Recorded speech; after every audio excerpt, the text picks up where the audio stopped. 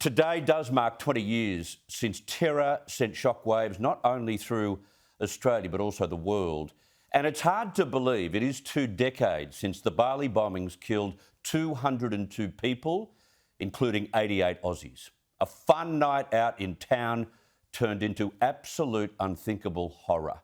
It was the 12th of October in Bali's popular tourist district of Kuta Beach when a bomb exploded firstly in an Irish pub called Kelly's Bar. Moments later, a second larger bomb would go off in a van across the road from the Sari Club. The scene was described as a war zone.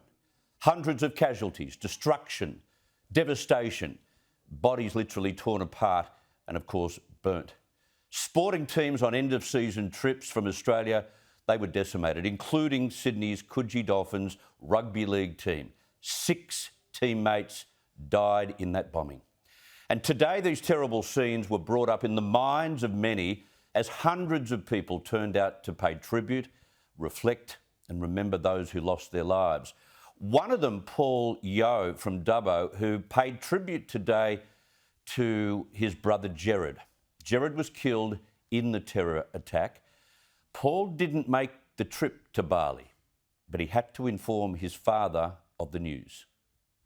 Other difficult moments for me, calling my dad to advise it wasn't looking good for his boy, was one such moment. I recall telling him to brace himself for the worst. Silence followed. He was broken. And then there's Jan Roberts, who lost her son Ben. He was in the beach town on a footy trip as well when those bombs exploded. But Jan, like so many grieving families, couldn't help but think today of the time she never had with Ben, of what he may have accomplished and even looked like. Ben would be 48 now, and we wonder what he would look like. Would he be skinny, chunky? Chunky.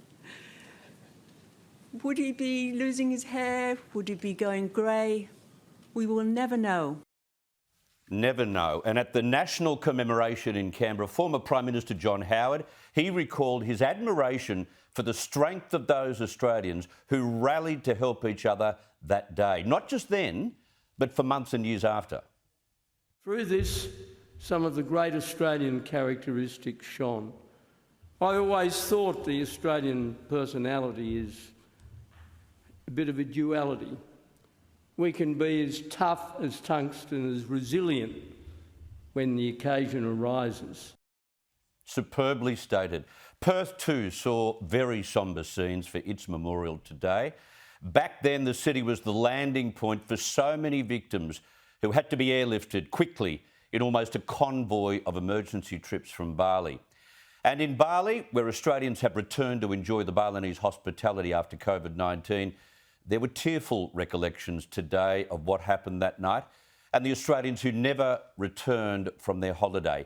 But back to Coogee, the ceremony concluded with the release of 88 white doves representing each life lost in that totally and utterly senseless attack.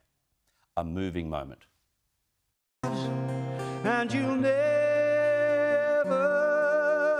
walk alone.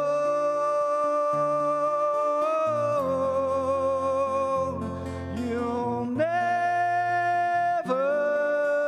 walk alone.